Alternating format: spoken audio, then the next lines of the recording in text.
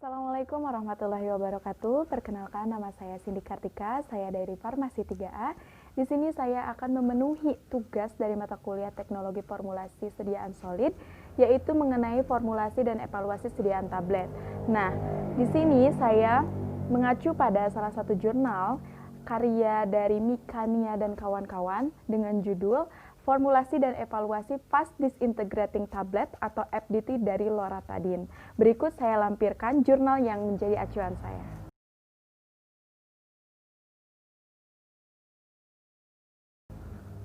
Lalu apa sih yang melatar belakangi peneliti untuk melakukan penelitian mengenai formulasi dan evaluasi sediaan Fast Disintegrating Tablet dari Loratadine ini? Yaitu ternyata pemakaian dari tablet dan kapsul konvensional yang memerlukan air minum itu tidak dapat sepenuhnya diterima oleh seluruh lapisan masyarakat. Karena bagi beberapa pasien yang sudah tua, dia akan mengalami perubahan psikologi dan neurologi, sehingga dia akan mengalami disfagia atau kesulitan dalam menelan, tangannya bergetar, dan kesulitan untuk menerima bau dan rasa yang tidak enak dari sediaan tablet atau obat yang dia minum. Selain itu, bentuk sediaan konvensional juga tidak sesuai untuk anak-anak, pasien dengan keterbelakangan mental, serta pasien yang sedang dalam perjalanan saat tidak tersedia air. Lalu, karena hal tersebutlah, saat ini terdapat bentuk penghantaran obat sediaan oral yang baru, yaitu Fast Disintegrating Tablet atau FDT. Nah, dengan hal-hal tersebutlah, peneliti bertujuan untuk memformulasi sediaan Fast Disintegrating Tablet Loratadine yang memberikan waktu hancur yang cepat, rasa yang enak, serta dapat diterima oleh seluruh lapisan masyarakat. Itu karena, lalu apa itu FDT? FDT atau Fast Disintegrating Tablet dikenal juga dengan Orally Disintegrating Tablet atau ODT, atau Mouth Dissolving Tablet, dan atau Orodispersible Tablet. Nah, FDT ini didesain untuk dapat hancur dengan cepat, tanpa dikunyah dan tanpa memerlukan air minum, serta memiliki rasa yang enak di mulut. Nah, waktu hancur dari FDT ini ada dua versi. Menurut versi CDER 2008, waktu hancur FDT itu adalah 30 detik atau kurang, sedangkan menurut British Pharmacopeia, waktu hancur dari FDT itu adalah 3 menit atau kurang. Nah, lalu bahan aktif seperti apa yang cocok untuk diformulasi sebagai FDT ini? Nah, bahan aktif yang sesuai untuk sediaan FDT adalah bahan aktif yang memiliki dosis di bawah 50 mg dan mampu berdiskusi pada saluran pencernaan bagian atas. Golongan obat yang sesuai adalah obat-obat yang dibutuhkan untuk aksi cepat, seperti obat untuk penyakit kardiovaskular, analgesik, anti alergi, dan obat untuk disfungsi ereksi. Dalam formulasi sediaan FDT Loratadine ini, peneliti menggunakan 10 jenis bahan. Yang pertama yaitu ada Loratadine sebagai zat aktif, yaitu antihistamin atau anti alergi. Yang kedua ada Partrek sebagai zat pengisi. Ketiga ada Mannitol sebagai zat pengisi sekaligus pemanis. Keempat ada Avicel sebagai zat penghancur atau desintegran. Kelima ada PPK30 sebagai zat pengikat. Keenam ada Acetylsol sebagai zat pengikat. Natrium sakarin sebagai pemanis. Magnesium stearat sebagai zat pelicin. Talek sebagai zat pelicin, dan alkohol sebagai zat pembawa atau pelarut. Nah, alat-alat yang digunakan dalam penelitian formulasi FDT ini diantaranya itu ada timbangan analitik, mesin pencetak tablet, alat uji disolusi, spektrofotometer UV vis, alat uji waktu hancur, flowability tester, friability tester, frictibility tester, alat ukur kekerasan tablet, alat pencampur massa, moisture analyzer, stir, dan alat-alat yang biasa digunakan di laboratorium seperti gelas kimia, gelas ukur, batang pengaduk, dan sebagainya.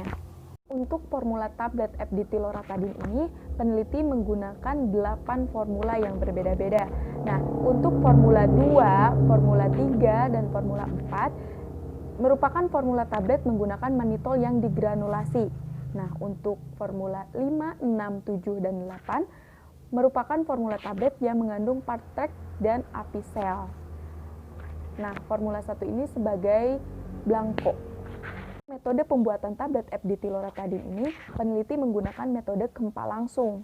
Namun di sini ke-8 formula tersebut dibagi menjadi dua. Ada yang FDT menggunakan kombinasi Partec dan Apisel sebagai pengisi, dan ada juga formula dengan FDT yang menggunakan manitol yang digranulasi. Nah, untuk formula FDT dengan menggunakan kombinasi Partec dan Apisel sebagai pengisi, loratadin, Partec, Apisel, PPPK30, acedisol, natrium sakarin dicampur menggunakan turbula mixer. Kemudian ditambahkan palek dan magnesium. Kemudian dikempal langsung dan dibentuk atau dicetak sebagai tablet. Sedangkan formula dengan FDT yang menggunakan manitol yang digranulasi, manitol dan PPPK30 digranulasi terlebih dahulu, kemudian ditambahkan loratadin, Partec, Apisel, dan acedisol, natrium sakarin. Kemudian massa cetak yang diperoleh tersebut dievaluasi meliputi laju alur dan kompresibilitas, kemudian dikempa dengan bobot tertentu pada beberapa kekerasan. Setelah ke-8 formula tablet FDT tersebut selesai diformulasi, setelah didapat sediaan tablet FDT loratadin tersebut, langkah selanjutnya yang dilakukan adalah mengevaluasi sediaan tablet FDT loratadin yang telah dibuat. Nah, berikut ada dua tabel. Tabel yang ketiga ini merupakan hasil evaluasi tablet menggunakan manitol yang digranulasi. Yang kedua adalah ada tabel hasil evaluasi tablet yang menggunakan Partec dan Apisel sebagai zat pengisi. Karena tadi ke-8 formula tersebut dibagi menjadi dua kelompok, maka evaluasinya pun didapatkan dua kelompok juga gitu. Untuk evaluasi yang dilakukan pada tablet FDT loratadin ini, ada 8 jenis evaluasi yang dilakukan. Yang pertama ada uji kekerasan tablet, kedua ada uji friabilitas, ketiga ada uji fleksibilitas, keempat ada uji waktu hancur, kelima ada uji keseragaman kadar, keenam ada uji waktu pembasahan, ketujuh ada uji disolusi, dan yang terakhir adalah pengujian rasa suka dan rasa terhadap tablet FDT tersebut. Untuk uji evaluasi yang pertama yaitu mengenai uji kekerasan tablet. Nah, setiap campuran formula dikempa dengan kekerasan tertentu sehingga diperoleh kekerasan tablet 4 kg dan 6 kg untuk mendapatkan waktu hancur dan friabilitas yang sesuai untuk sediaan FDT. Nah, evaluasi friabilitas yang diperoleh dari sediaan formula 2, 3, dan 4 dengan kekerasan 4 kg berturut-turut adalah 0,8, 1,4, dan 1%. Sedangkan untuk kekerasan 6 kg berturut-turut adalah 0,89, 1,44, dan 1,3%. Hal ini menunjukkan bahwa semakin tinggi kekerasan, maka friabilitas juga semakin besar. Nah, uji evaluasi yang kedua yaitu uji friabilitas.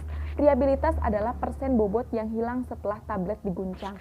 Evaluasi friabilitas yang diperoleh dari sediaan formula 2, 3, dan 4 dengan kekerasan 4 kg berturut-turut adalah 0,48, 1,4, dan 1%. Sedangkan untuk kekerasan 6 kg berturut-turut adalah 0,89, 1,44, dan 1,3%. Hal ini menunjukkan bahwa semakin tinggi kekerasan maka friabilitas semakin besar. Karena friabilitas dengan kekerasan itu akan berbanding lurus. Untuk uji yang ketiga ada uji fleksibilitas. Nah, fleksibilitas adalah persen bobot yang hilang setelah terjadi gesekan antar tablet. Selanjutnya ada uji waktu hancur. Nah, hasil evaluasi waktu hancur dari formula 2, 3, dan 4 menunjukkan bahwa peningkatan konsentrasi acedisol dapat memperlama waktu hancur. Hal ini berlawanan dengan sifat acedisol sebagai penghancur. Hal ini disebabkan karena acedisol dapat membentuk lapisan gel pada tablet saat terkena air, sehingga dapat membentuk penghalang untuk media disintegrasi untuk membasahi dan berpenetrasi ke dalam tablet. Waktu hancur formula 4 dengan kekerasan 4 kg 6 kg berturut-turut adalah 12-33 detik dan 54-60 detik. Sedangkan waktu hancur formula 6 dengan kekerasan 4 kg dan 6 kg berturut-turut adalah 14-18 detik dan 18-35 detik. Hal ini menunjukkan bahwa formula yang memenuhi kriteria waktu hancur kurang dari 30 detik sebagai syarat dari sediaan FDT menurut CDIR 2008 adalah yang formula 6 dengan kekerasan 46 kg. Tetapi friabilitasnya masih tinggi yaitu 2,23%, sehingga formula 6 tidak memenuhi kriteria sediaan FDT. Selanjutnya yaitu waktu pembasahan. Nah, pengujian rasio penyerapan air ini bertujuan untuk mengetahui berapa persen kapasitas air yang dapat diserap oleh tablet. Karena semakin cepat waktu pembasahan, maka semakin banyak tablet tersebut menyerap air. Evaluasi yang selanjutnya adalah uji disolusi. Nah, uji disolusi pada sediaan tablet FDT loratadin ini menggunakan dayung dalam 900 ml larutan HCl 0,1 normal dengan kecepatan 50 rpm selama 60 menit. Pengambilan aliquot dilakukan sebanyak 8 kali, yaitu pada menit 2,5, 5, 7,5, 10, 15, 30, 45, dan pada menit ke-60.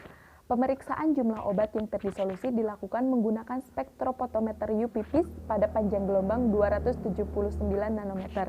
Profil uji disolusi kemudian dibandingkan dengan tablet Claritin. Nah, hasil ini menunjukkan bahwa pelepasan loratadin pada sediaan Formula 8 lebih cepat dibandingkan dengan Formula 2. Sediaan Formula 8 hancur lebih cepat dibanding dengan Formula 2, sehingga jumlah loratadin yang terlarut juga semakin lebih cepat. Hal ini disebabkan adanya kombinasi apisel dan acedisol yang dapat mempercepat waktu hancur tablet. Loratadin dari Formula 2 terdisolusi 50% dalam waktu kurang dari 5 menit dan Formula 8 dalam waktu kurang dari 2,5 menit. Hal ini disebabkan karena waktu hancur Formula 2 lebih lama dibandingkan dengan Formula 8, sehingga Formula 2 membutuhkan waktu lama untuk dapat melepaskan loratadin. Jika dibandingkan dengan inovator yaitu Claritin, ketiga batch Claritin membutuhkan waktu lebih dari 5 menit untuk dapat melepaskan loratadin. Pada menit ke-60, loratadin dari sediaan Formula 2 dan Formula 8 ataupun inovator yang berjumlah 3 batch telah lebih dari 90% larut dalam media disolusi. Hal ini sesuai dengan persyaratan United States Pharmacopeia tahun 2012, yaitu pada menit ke-60 tidak kurang dari 80% loratadin telah terdisolusi.